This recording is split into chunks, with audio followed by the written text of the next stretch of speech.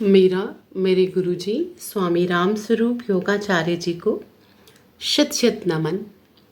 मैं एक बार फिर से उपस्थित हूँ आपके सामने अपने सामवेद के गायन को लेकर। जो भी श्रोतागण इसे सुनते हैं, नित्य सुनते हैं, मुझे उम्मीद नहीं, पूर्ण विश्वास है वेदों पर कि कहीं उनके मन में बहुत शांति होती होगी। और ईश्वर और गुरु जी से प्रार्थना करती हूँ कि वो जो श्रद्धा से इस गायन को सुन रहे हैं कि वेद सत्य है, उनकी कामना भी ज़रूर पूर्ण हो। जीव कोशिश भी करे कि वो नित्य अग्निहोत्र ज़रूर करे। छोटा सा नित्य अग्निहोत्र करने का तरीका हमने अपने इसमें लिंक में डाला है। आपको जिसको भी दैनिक अग्निहोत्र करने की विधि 3 मिनट का है, तो आप ज़रूर करें। क्योंकि अग्निहोत्र जो लोग, ईश्वर का नियम है कि प्रकृति का ऋण उतारना है तो आपको हवन करना ही पड़ेगा। तो महाभारत ग्रंथ मैंने फिर पुस्तक ले ली है, ये वैदिक प्रश्नोत्तरी की, और इससे मैंने प्रश्न लिए हैं कुछ जो यक्ष ने युधिष्ठिर से पूछे। लज्जा किसे कहते हैं? तो ना करने योग्य कर्मों से दूर रहना लज्जा है। तो मुझे लगता नहीं है मुझे विस्तार से बताने की ज़रूरत है इसे, क्योंकि आप सब जानते हैं कि ना करने योग्य कर्म हमारे वेदानुसार क्या होंगे। माता की सेवा ना करना, पिता की सेवा ना करना, गुरुजनों का सम्मान ना करना, पर स्त्री पर बुरी नज़र रखना, और अन्य अन्य कितने, चोरी करना, ब्रह्मचर्य का धारण का ख्याल ना रखना, ये सब जब तक आपकी शादी ना होती हो तो ब्रह्मचर्य का ध्यान न रखना, ये सब लज्जा योग्य और इत्यादि ही कर्म है। अब दूसरा प्रश्न है, दया किसका नाम है? तो सबके कितना अच्छा जवाब दिया। यक्ष ने पूछा दया किसका नाम है, तो युधिष्ठिर ने बोला सबके सुख की इच्छा रखना ही उत्तम दया है। वाह, कितना बढ़िया उत्तर दिया युधिष्ठिर ने कि सबके सुख की इच्छा रखना ही, जो दयालु होता है वो सबके सुख की इच्छा करता है, इसमें कोई शक नहीं। यक्ष ने पूछा सरलता किसे कहते हैं? तो युधिष्ठिर ने बोला समचित्त होना सरलता है, अर्थात ऊंच नीच, गरीब अमीर आदि में अंतर किए बिना सबके साथ एक समान व्यवहार करना ही सरलता है। कि दयालु होना, और मैं अमीर हूँ और ये गरीब है, जैसे कृष्ण सुदामा की दोस्ती थी, ऐसी दोस्ती को निभाना सरलता है। और भी बड़े सारे हमारे ग्रंथों में उदाहरण मिलते हैं, और हमें ये ऊंच नीच का भाव जो है वो ख़त्म करना चाहिए। साधु कौन माना जाता है और असाधु किसे कहते हैं? जो समस्त प्राणियों का हित करने वाला है।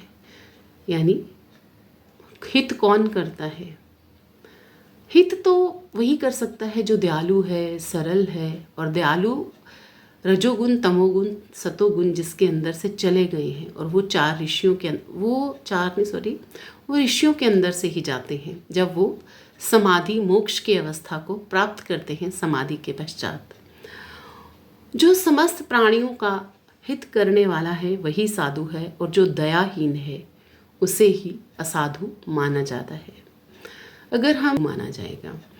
तो आज इतने ही प्रश्नों का उत्तर इसमें से लिया है मैंने। कल फिर आपके साथ मिलेंगे और नए प्रश्नों के साथ और उत्तर के साथ। तो मैं अपना सामवेद का गायन आगे शुरू करती हूँ। कहते हैं सामवेद का जो गायन देवगान होता है, और यह गंधर्व लोग इसका उच्च गायन सुनना भी पसंद करते हैं और खुद भी गाते हैं। वो उन्होंने गाया है जब वो थे। तो उसी बात को, वेदों की बात को गुरु जी से सुनकर मैंने ये ध्यान में रखा और आपके सामने ये सोचा कि ये गायन जन जन तक पहुंचाया जाए।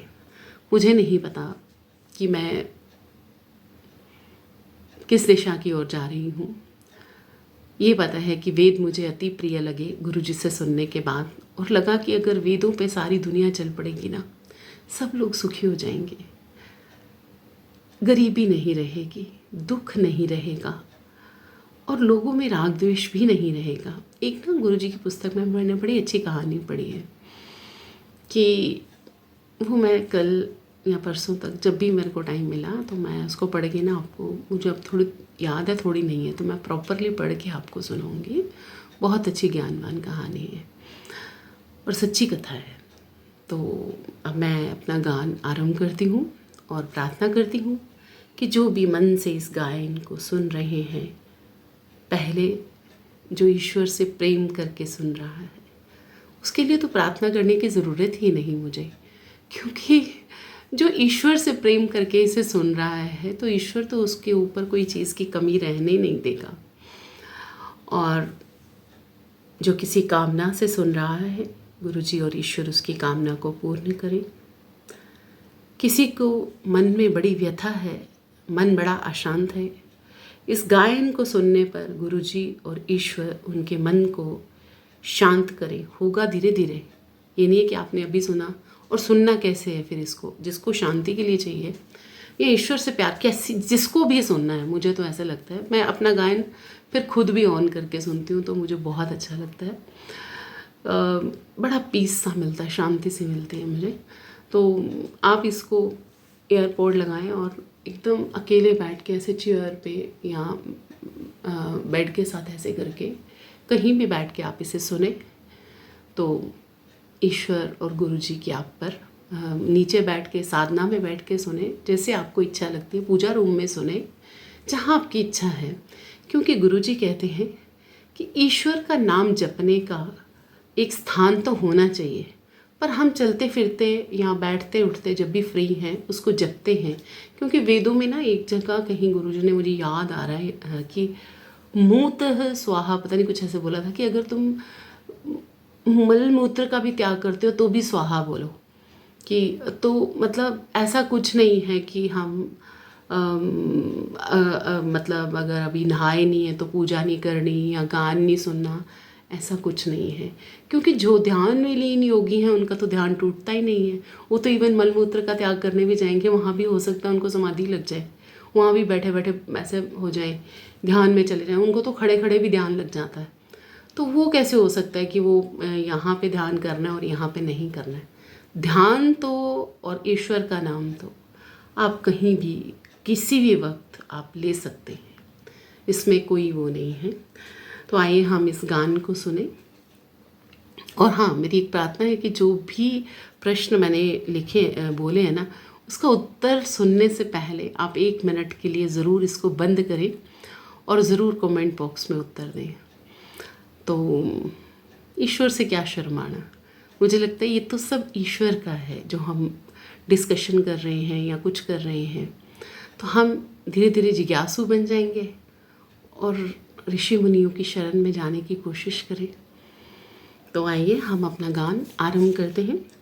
अथ पंचम प्रपाठकस्य प्रथमो वर्धः पंचमीदस्ति। ॐ गृणीतदिन्द्र तेषव उपमा देवतात यदधंसि वृत्रमोजसा शचीपते। ॐ यस्य त्यच्छम्बरम् मध्ये दिवोदासा एरन्ध्यन् अयं स सोमिन्द्र ते सुतः पिब। ॐ इन्द्रनो गदी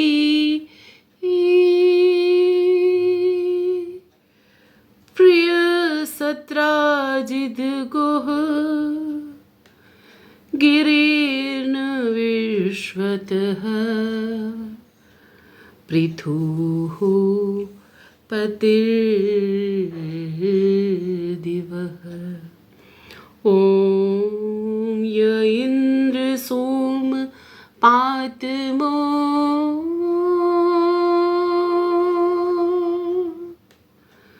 मदः श्रेष्ठचेतति यनाहंस न्यायतृणं तमीमहे।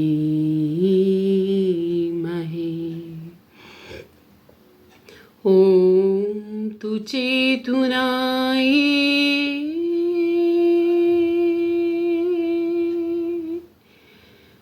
तत्सूनो द्राघीय आयु जीवसे।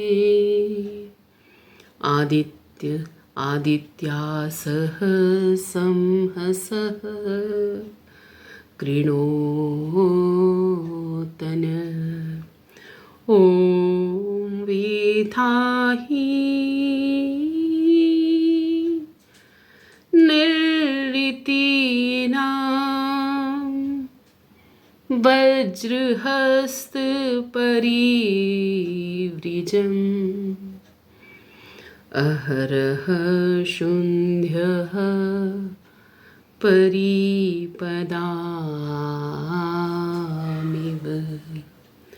ॐ अपामि वामप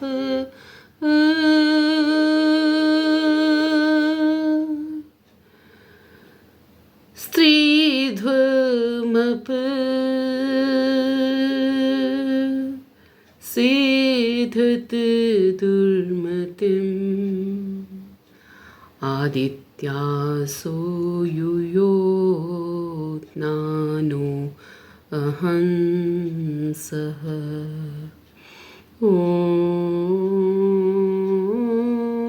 ॐ पिबा सोममिन्द्र मन्धतु।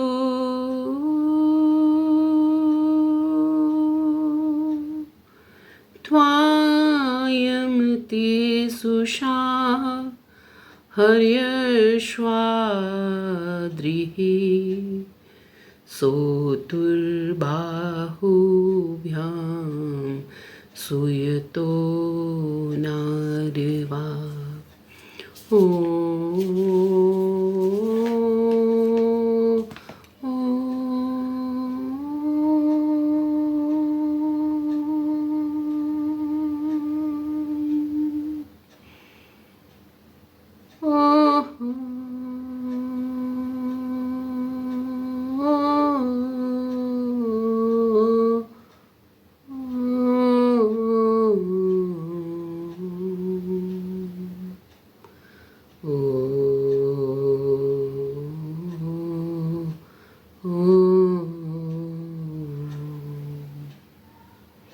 कण कण में वो व्यापक है परम परमेश्वर।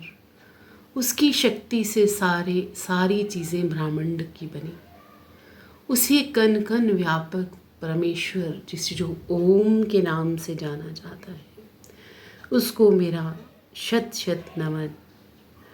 ओम में है ब्रह्मांड समाया, उसी में अल्लाह, उसी में राम, उसी में कृष्ण, उसी में यीशु, उसी में नानक को है पाया। इसलिए है प्राणी, तू ओम का सिमरण कर। ओम ओम ओम।